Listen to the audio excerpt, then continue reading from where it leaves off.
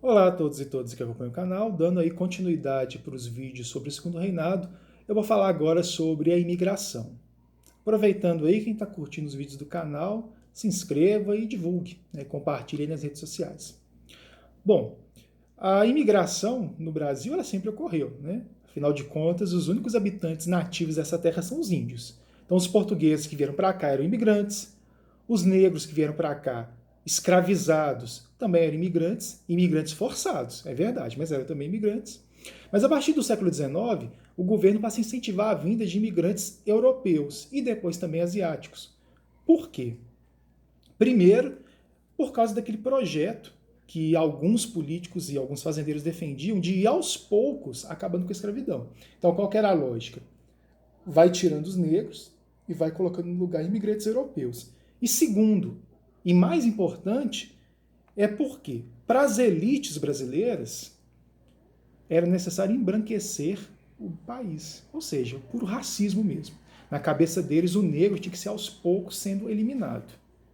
Como eles dependiam da mão de obra, do trabalho, do sangue, do suor do negro, eles não podiam fazer isso de uma vez. Então, qual era a ideia? Ir trazendo brancos para cá, cada vez mais brancos. Então, já ali no período do Dom João VI, começou a ter incentivo para suíços virem para cá. A cidade de Nova Friburgo, no Rio de Janeiro, por exemplo, foi fundada por suíços que vieram para cá no início do século XX.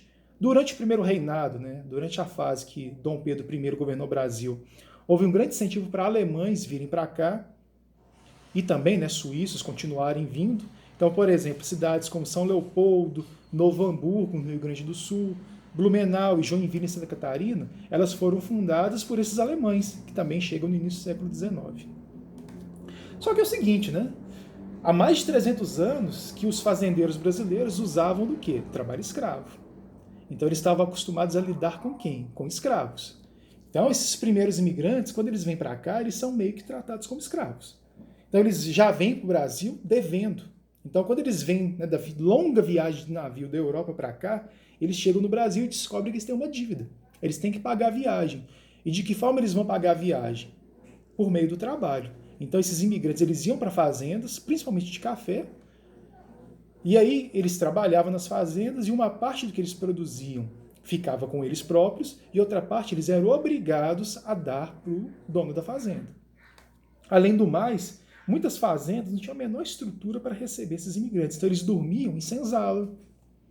Muitas vezes o capitão, né, do mato agredia esses imigrantes, então começou a ter problema.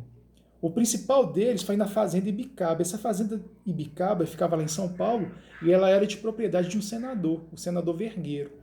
Os moradores dessa fazenda se rebelaram, né? Houve extrema violência, quebraram, colocaram fogo, plantações, teve mortes.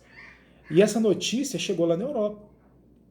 Tanto é que o governo suíço e depois o governo da Alemanha, da Prússia, para ser mais exato, e de alguns reinos, né, do que viria a ser a Alemanha, proibiram a vinda de imigrantes, de cidadãos dos seus países aqui para o Brasil. Foi o famoso queima-filme para o Brasil. Então, durante um tempo, praticamente parou de ter imigração de europeus aqui para o Brasil. Então, o governo teve que mudar a estratégia para atrair esses imigrantes. Então, em vez do imigrante pagar pela viagem, ele vinha de graça. Então, o governo pagava a viagem. Então, o governo levava navios para a Europa para buscar esses imigrantes. E, além do mais, começou a ter alguns acordos. Tinha imigrantes que iam para trabalhar em fazendas, mas também, em alguns casos, era dada terra para esses imigrantes. Então, esses imigrantes eram mandados para um determinado lugar onde não tivesse nada, não tivesse cidade nem nada, né? Eram largados, de certa forma, no meio do nada, mas ganhavam um pedaço de terra. Então, várias cidades brasileiras, principalmente do sul do Brasil, ali no Espírito Santo, elas surgem assim. Imigrantes europeus são levados para esses lugares, são largados lá, diga-se de passagem, mas como eles eram proprietários das terras, né, eles têm ainda alguma autonomia, então eles vão plantando, vão aos poucos se estruturando, e daí surgem várias cidades. E também isso acaba sendo um incentivo, porque por pior que fosse, né, era melhor ter um pedaço de terra aqui no Brasil do que não ter nada no seu país de origem, né?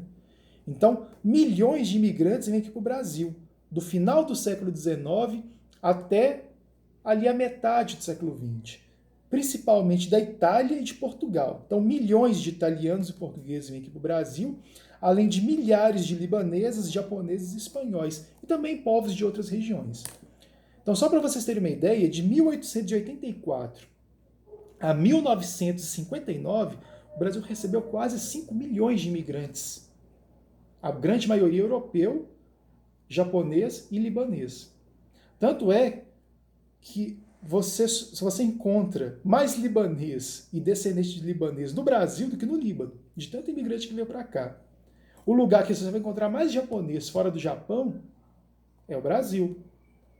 Depois da Argentina e dos Estados Unidos, o lugar que você vai mais encontrar italianos fora da Itália é no Brasil. O lugar que você vai encontrar mais portugueses fora de Portugal é no Brasil. Então isso mostra como que realmente, né, deu certo essa estratégia do governo de atrair europeus para virem para cá. Claro, né, que a meta racista de eliminar os negros não deu certo, felizmente. Mas esses imigrantes também trouxeram várias contribuições culturais, né? Seja na música, seja na culinária, principalmente no caso dos italianos e dos portugueses, né? Então esses povos também contribuíram muito para a construção do Brasil da forma como ele é atualmente. Para quem gostou, divulgue aí, se inscreva e não deixe de assistir os próximos vídeos do canal. Obrigado.